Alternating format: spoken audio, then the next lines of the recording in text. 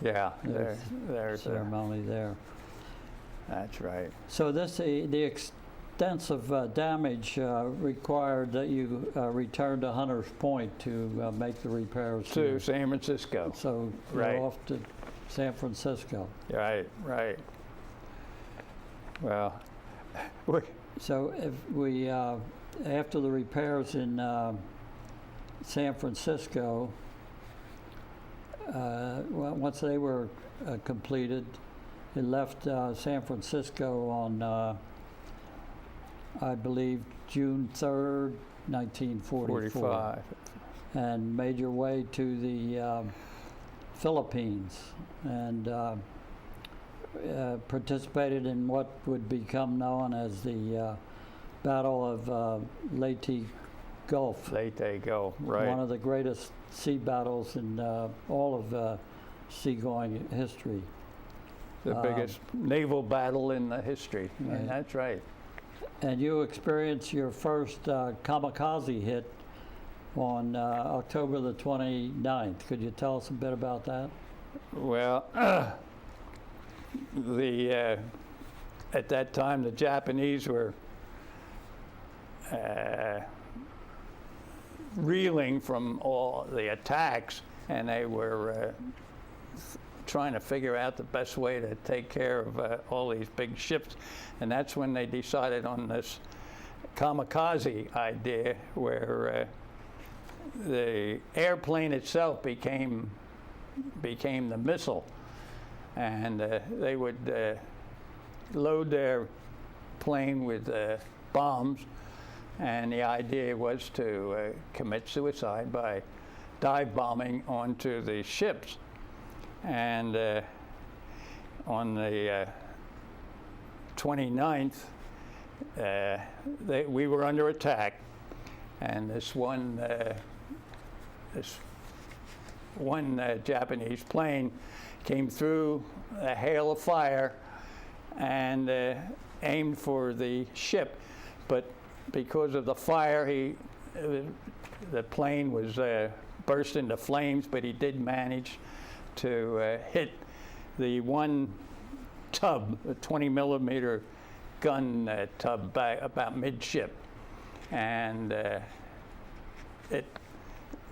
plane burst into flame, and the gasoline from the plane just filled the gun tub, and many men of that gun tub perished, and then it was just the that was the burial at sea from the men.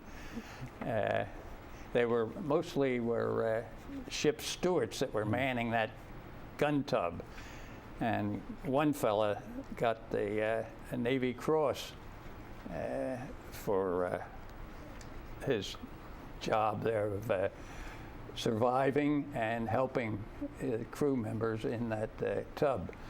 So it was quite a experience. That was our initiation into combat right there. And that attack didn't require going back to San Francisco. No, it was just about a month later, on November 25th, kamikaze hits number 2 and 3 occur on the same day. That's right. Well, within 5 minutes of each other. Within 5 minutes. Ooh. Yeah, that was quite a hectic day. I believe that photo that's up right. there right now is an actual Navy Archives photo of the airplane hitting the ship. That's right. That's right. The first one had hit and exploded, and the crew was fighting the fires, and then the second one. Here's another shot showing working the fire control, trying to fight the flames. And when the second one hit, it had a bomb that went right through the flight deck and hit the hangar deck. And the hangar deck was loaded with all these planes with gasoline and everything. And the bomb slid along the flight deck and ignited against the planes there, and it was just chaos. And we lost quite a few men, and they were, well, it took quite a few hours to subdue the fire and the flames and everything. And there's a picture of the hangar deck, what it looked like after the fire. You can see all the shells of the planes that had been standing on the hangar deck ready to go in combat. As a result of your participation this day, I'm going to read a commendation, and it Commander 3rd Fleet. The Commander 3rd Fleet, United States Pacific Fleet, takes pleasure in commending Corporal Robert Warren Balentine, United States Marine Corps, for service as set forth in the following.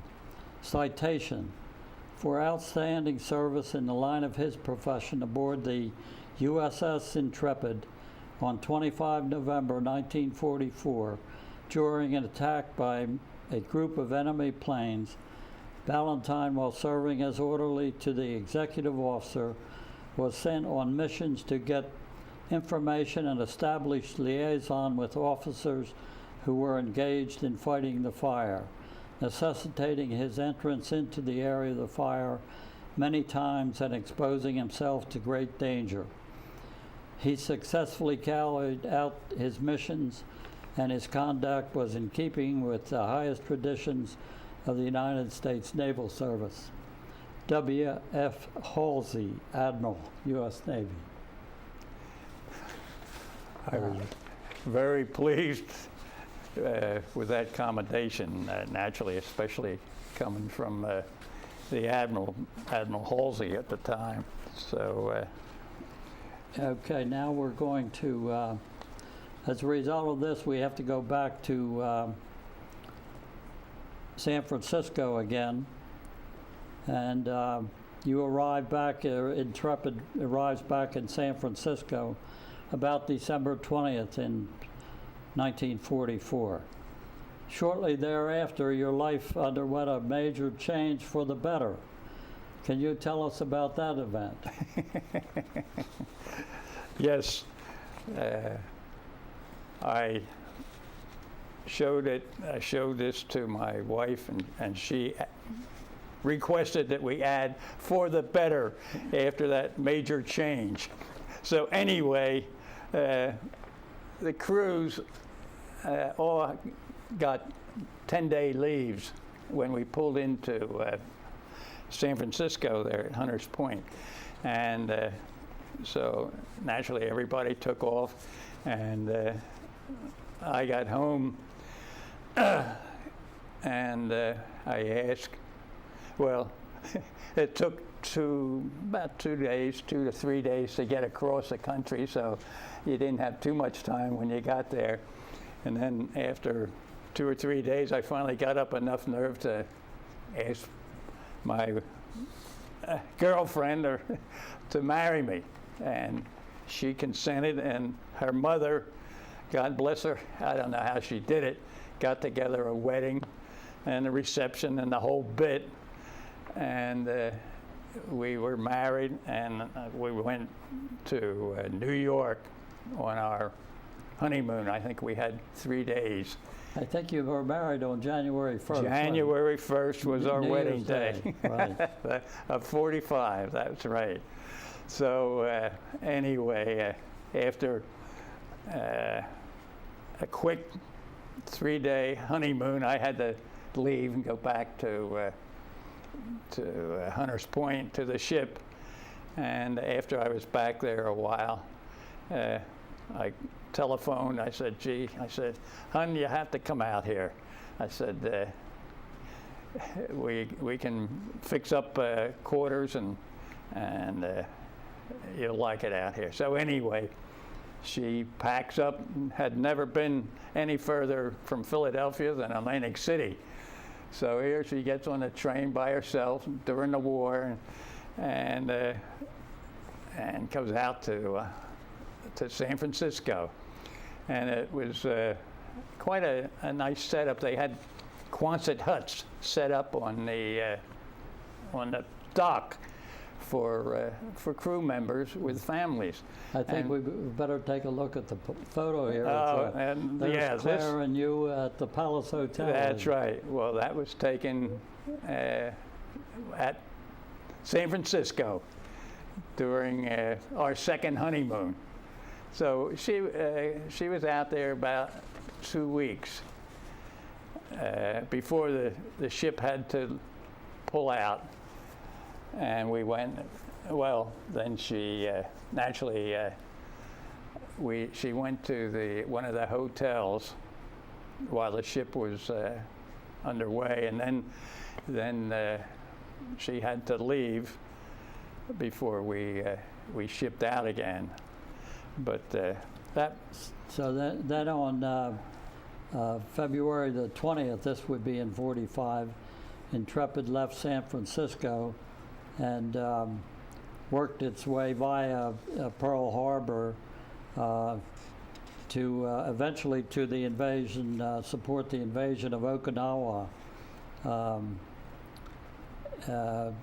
in April of 1945. Right. But on the way out there to that, you ran across a near miss, or you had a near miss by a Betty in March of 45. Well, that was when we were at bombing the mainland of Japan, and we were off the island of Kyushu when this Betty broke through our defenses and headed for our ship, but we happened to hit it just maybe about 50 yards off our beam, and it blew up, and the fire and everything just enveloped the ship, and everybody thought the ship was damaged or hit, but it was just the smoke from that bomber. And we lucked out on that we had no casualties or anything like that. And then from there we went on to Okinawa, and that's in supporting the invasion and of Okinawa, and you also participated in the sinking of the Japanese super battleship Yamato. That's right. Then on April 16th, off of Okinawa, you experienced hit number 4. That's right. That was another kamikaze deal there. Well, they came out. The Japanese came out in swarms. They would come out in 30 and 40 planes looking for our task force, and then when if they found it, why they all centered on the carriers, because that was a primary target, and that's, well, we got hit there with another kamikaze. So and the damage here was sufficient that you were required to go back to Hunters Point. Right. And by this time, the Intrepid had experienced so many hits and attacks. You acquired some nicknames. And what were those nicknames? Well, they call it the Yard Queen.